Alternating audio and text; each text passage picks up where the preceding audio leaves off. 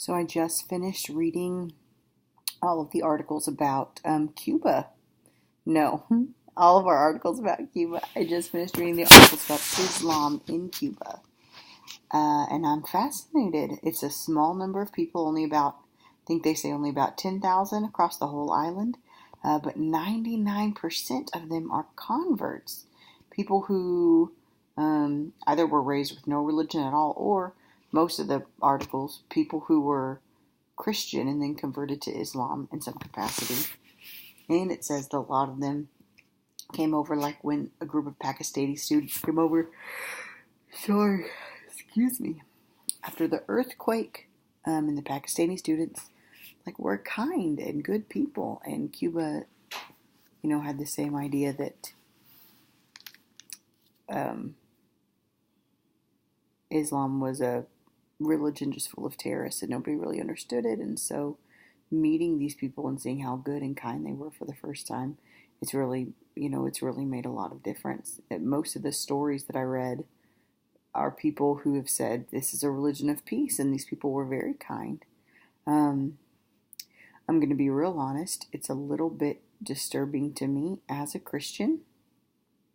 I want people to know Christ, especially people. There were two different people in these articles who said that they were raised Baptist and then converted to Islam. And one guy said it's because he just never really understood the concept of the Holy Trinity. That's really hard for me. It's hard for me when I think there are people who tried to find truth, or they tried to find something significant, and they didn't find it in the place that I thought they should find it. I struggle with that. I want to be supportive, and absolutely not hateful or intolerant or unaccepting. But I also believe that Jesus is the way to life. Not just eternal life, not just life after death, but life in the Spirit. So I'm struggling a little bit with that right now.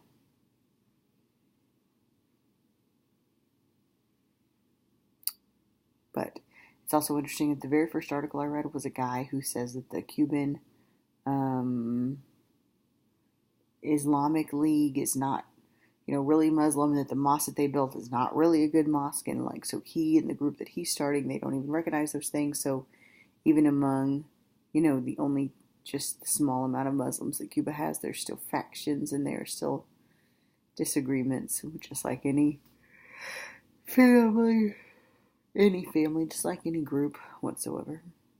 But I hate to think that they're, being discriminated against or being ridiculed or whatever, like the women for wearing the hijab and the men for wearing the dishdasha. So I think what it's called. I didn't even know. I kind of didn't know that they were Baptists in Cuba until we started talking about this. So I also didn't realize that they were Muslims in Cuba. So these articles have been really eye-opening.